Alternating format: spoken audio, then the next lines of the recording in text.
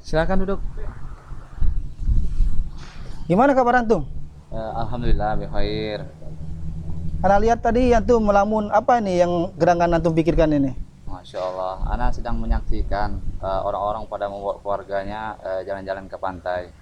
Rasa nanti pingin sekali membawa keluarga, pingin jalan-jalan seperti ini sih. Akan tetapi saya ada urusan mau ngambil barang di daerah sini, makanya saya harus pergi sendirian. Antum sama siapa, Akhi? Kebetulan ana lagi melintas juga, jadi jalan sendiri. Masya Allah. Oh baiklah, mudah-mudahan lah Allah mudahkan urusan antum lah untuk mengajak keluarga antum berhilah lah. Semoga Allah Subhanahu wa taala. Ustaz. Waalaikumsalam. Apa kabar antum? Alhamdulillah sehat. Sehat. Khair, Ustaz. Silakan duduk, Ustaz. Antum lagi ngapain berdua nih? Alhamdulillah, ini ana kebetulan lagi lewat terlihat ada Ahi Soleh di sini kan. Oh gitu. Tadi kebetulan juga saya lihat antum berdua sini nih.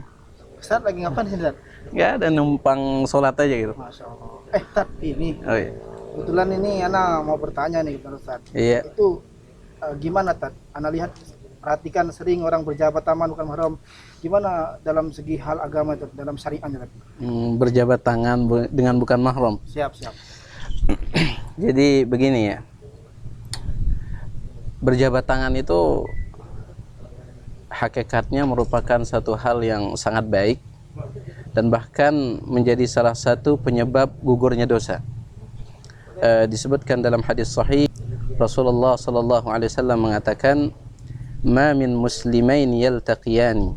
Tidaklah ada dua orang muslim berjumpa, fayatasafahani, lantas mereka berjabat tangan, illa ghufira lahuma qabla an yatafarraqa, kecuali Allah akan mengampuni dosa-dosa mereka sebelum mereka berpisah.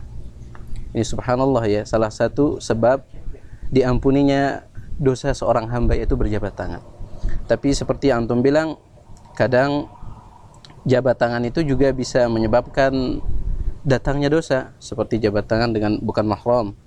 Karena Rasulullah sallallahu alaihi wasallam menyebutkan dalam riwayat yang sahih, la an yut'ana ahadukum fi ra'sihi bimikhyatin min hadidin khairul lahu min an yamassa yadam ra'atin la tahillu lahu.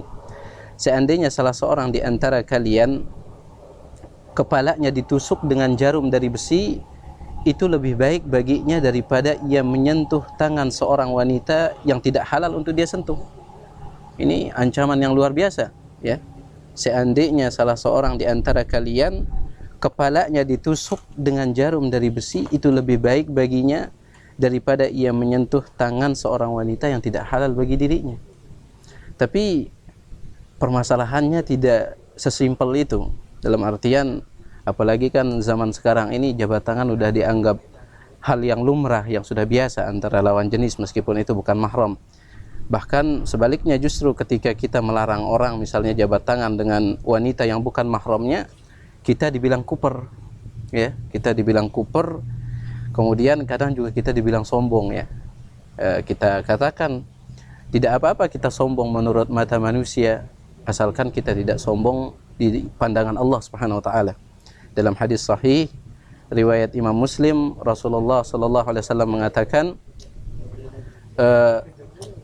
al-kibru batarul haqqi wa ghamtun nas.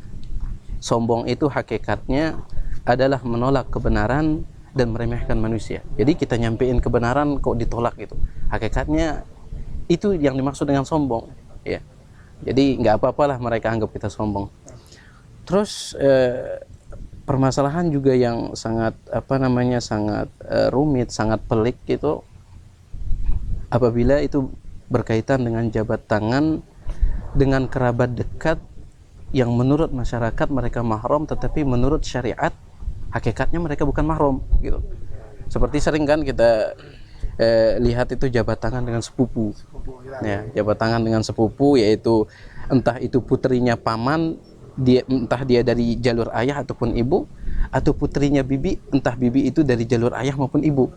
Itu sering di masyarakat banyak itu, terutama di negeri kita ini, dianggap sebagai mahram. Pada hakikatnya dia bukan mahram. Hakikatnya dia bukan mahram karena di dalam Al-Quran itu Allah Subhanahu wa ta'ala sangat jarang sekali menjelaskan suatu hukum secara detail ya, sangat jarang. kecuali dalam beberapa hal, di antaranya adalah masalah warisan, kemudian juga masalah mahram. Itu dijelaskan sedetil-detilnya oleh Allah, tepatnya dalam surat An-Nisa ayat yang ke-24 ya. Ini menunjukkan, kata para ulama, kita harus memperhatikan masalah ini dengan perhatian yang besar karena Allah menjelaskannya dengan detail. Allah Subhanahu wa taala menyebutkan siapa-siapa saja sih wanita yang sebenarnya mereka itu mahram kita gitu. Dalam surat An-Nisa ayat yang ke-23 Allah mengatakan, hurrimat alaikum ummahatukum, diharamkan bagi kalian untuk menikahi ibu-ibu kalian. Berarti ibu-ibu kita ini mahram, jabat tangan dengan mereka enggak apa-apa. Wa banatukum, diharamkan juga bagi kalian untuk menikahi putri-putri kalian. Berarti anak perempuan kita itu mahram.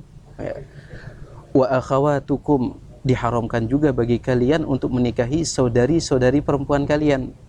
Artinya saudari perempuan kita mahram, jabat tangan enggak apa-apa. Wa banatul akhi, begitu pula dengan putri-putri dari saudara laki-laki kalian. Artinya kalau bahasa kita keponakan ya. Keponakan. Ya, keponakan. Wa banatul ukhti, begitu pula putri-putri dari saudari perempuan kalian, ini juga keponakan. Nah, keponakan itu mahram gitu. Karena seorang paman tidak boleh menikahi keponakannya ya. Ini mahram. Kemudian Allah katakan wa ammatukum, begitu pula diharamkan bagi kalian menikahi bibi-bibi kalian dari jalur ayah, saudari perempuan dari ayah kita. Ini mahram. Gak boleh kita menikahi bibi kita. Wa khalatukum, begitu pula diharamkan bagi kalian menikahi bibi-bibi kalian dari jalur ibu kalian. Ini juga mahram.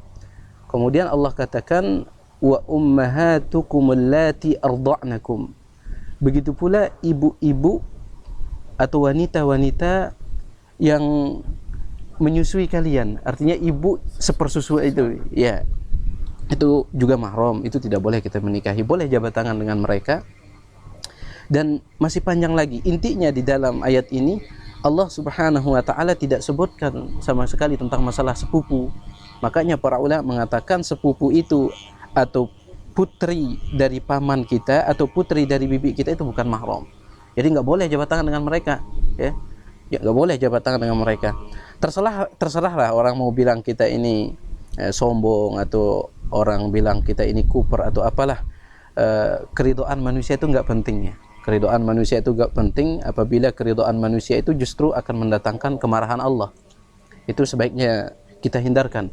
Karena disebutkan dalam riwayat yang sahih, suatu ketika Muawiyah radhiyallahu taala anhu mengirim sebuah pesan kepada Aisyah radhiyallahu anha. Dia kirim sebuah pesan, dan pesan ini hakikatnya adalah hadis Rasulullah sallallahu alaihi wasallam yang dahulu pernah didengar oleh Muawiyah. Rasulullah mengatakan, "Manil tamasa ridallahi bisakhatin minan nas radhiyallahu anhu wa arda anhu nas." Barang siapa yang mencari keridhaan Allah dengan risiko manusia akan marah, maka Allah ridho kepadanya, dan suatu saat nanti Allah akan jadikan manusia yang tadinya marah menjadi ridho kepadanya. Ya. Kemudian sebaliknya kata Rasulullah SAW, wa manil tamasa sakhtallahi biridhan nas sakhitallahu alaihi wa askhata alaihi nas. Barang siapa yang mencari kemurkaan Allah, atau barang siapa yang mencari keridhaan manusia dengan risiko Allah akan marah, maka Allah marah kepada orang tersebut, dan suatu saat nanti manusia yang dahulunya ridho kepada dia akan Allah jadikan marah dan benci kepada dia. Nah, jadi ini dia ya. Sudah jelas insyaallah ya. Jelas tadi. Ya. Baik ya. Jadi ini yang mungkin jawabannya, semoga kita ini nantiasa diberikan ilmu oleh Allah supaya kita bisa membedakan mana yang benar, mana yang salah. Karena sekarang ini agama sudah mulai buram ya, apalagi sudah terkait dengan adat atau kebiasaan orang banyak itu, jadi seringkali bertentangan, adatnya yang didahulukan, yang dimenangkan ya. Memang benar Ustaz ya. Kalau kita lebaran, kalau di kampung itu fitnah seperti ini akan membuat kita menjadi dikatakan sombong. Iya, itu memang fitnahnya, ujian ya tentunya ya, ujian. Apalagi Rasulullah SAW telah katakan bahwa di akhir zaman itu akan ada hari-hari yang membutuhkan kesabaran ya. Al-qabidu ala dinihi kal-qabidi ala al-jamri, kata Nabi. Bahwasanya orang yang berpegang teguh dengan agamanya saat itu dia tidak ubahnya berpegang teguh dengan bara api. Jadi banyak cobaan ya. Bahkan dari kerabat sendiri bilang kita sombong atau bilang apalah. Ya. Jadi ini aja ya. Oke, Ayolah ya. Masya Allah. Masya Allah. Ya. Ya. Ayo ya.